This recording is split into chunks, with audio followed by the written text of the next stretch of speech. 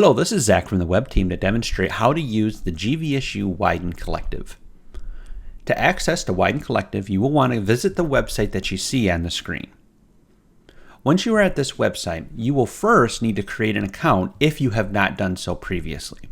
To create an account, click on the button that you see here, and then fill out all of the necessary and required fields on this window. Once you have filled out all of the required fields, click on the button at the bottom that says Submit. Once you click Submit, the request will go to somebody in University Communications, and then your account will be created shortly after. You will receive an email indicating that your account has been created.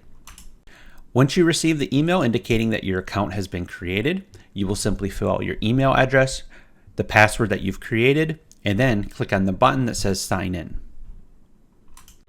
We are now looking at the main screen of the Widen Collective. I'm going to be demonstrating the multiple ways in which you can find photos. The first way to find photos in the Widen Collective is to use this search box at the very top of the window. If I click in here, I can simply type in the type of pictures that I'm looking for. So for example, let's say that I am looking for photos of the Allendale campus.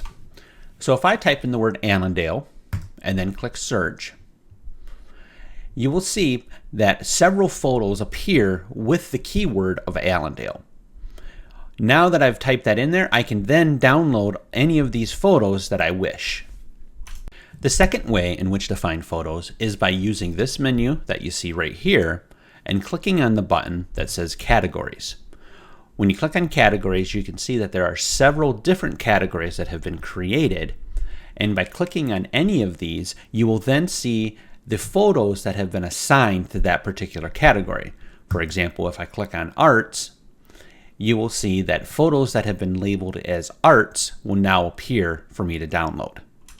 A third method in which you can find photos is by scrolling down and using the spotlight searches that are available. These have been created to help you find photos easily and quickly. So for example, if I click on the spotlight search for new photos, it will show me all of the photos that are within the last 30 days. So these are the newest and greatest photos that are available. I can also click on other categories and other searches such as President Mandela portraits, and it will show me all of the photos in which President Mandela is in the photo. Now that we've searched for photos and I've shown you how to find a photo, let's now focus on downloading these photos so that we can use them in the CMS. So for our example, I'm going to go down to the spotlight search and I'm going to click on New Photos. So this is going to show me all of the photos that have been uploaded within the past 30 days. So one of the easiest things that you can do, and the best way that I have found to download the photo, is to find a photo that you want to use for the CMS. So for example, let's pick this photo that you see here and click on the actual picture of the photo. And what I mean by that is you'll want to click here on the photo itself and not on the link that you see here. It will bring you to a different page. So if I click on the photo itself, it takes me to this page. If I click on the link, it will take me to this page. This is the page we don't want. Instead, we want this page that you see here. So now that we have this page up and we're looking at the photo and we decide, yep, we want to use that in our CMS, you can simply click on this button over here on the right-hand side that says Download. And when you click on the Download button, you will see a link that says Download Web Friendly. And this is a pre-configured size of that photo that is optimized for our CMS. So if you click on this Download Web Friendly button, it will then bring up a dialog box, and you can save it to wherever you want to, on your desktop, to a folder, whichever you want. Now, just for clarification, I want to show you what would happen if you did click on the link and go to the page that I had suggested you didn't go to. When you come to this page, you can also click on the button that has Download, and it will offer a similar dialog box, but within this dialog box, the predefined size for the web-friendly version is not available. So Yes, it is possible to download the photos when you click on the link as opposed to the photo itself. However, the predefined web is not an option when you do this. So another way that you can download photos is you can download multiple photos at one time.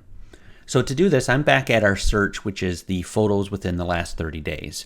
And let's say that I want to download multiple photos that you see here. So what I'm going to do is I'm going to click in the box that has the check mark to select these 5 photos.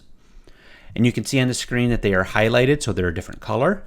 And then also, if you look at the very top of the screen, you will see that this tells me that I have 5 photos selected. So if I click on this, you can see there's an option here to view selection. This is handy if you want to see which photos that you've selected if you have multiple photos. I can also click on this and say clear selection as well if I want to start over. So now that I have these 5 photos selected, my next step is to click on this button just to the right of that says download. And so when I click on this, a dialog box appears and you will see that there are several different formats in which to download it. For the CMS, the one that we recommend is JPEG small. This will be the best possible size for the CMS. And note that this is different than with the single photo download, which has the web download. That is the best possible resolution. However, it is not available for multiple photo downloads. So if you're downloading multiple photos, you will want to make sure to select JPEG small. Once you've done that, simply click on the button that says continue. You will see a dialog box that appears that says performing. And once this is done, you will be able to download these photos. You'll be brought to a page and you'll see that it says the order is still processing. So depending on the number of photos that you have selected, this may take some time. Once this is done, I will be able to click on the button that says download and I will be able to download all of these photos. We'll wait while this finishes up. Okay, our photos are now ready to download. So what will happen is I will click on this button that says download all. And you will see that I have a box that appears that says creating zip. So this is now creating a zip file that will have all of these photos within that particular zip file. So we'll wait for this to finish. And once this is done, I will then be able to download this to my computer to save. So you can see that that is now finished. I now have the dialog box so I can save the zip file that contains all of my photos to my local computer. This concludes our tutorial on the GVSU Widen Collective.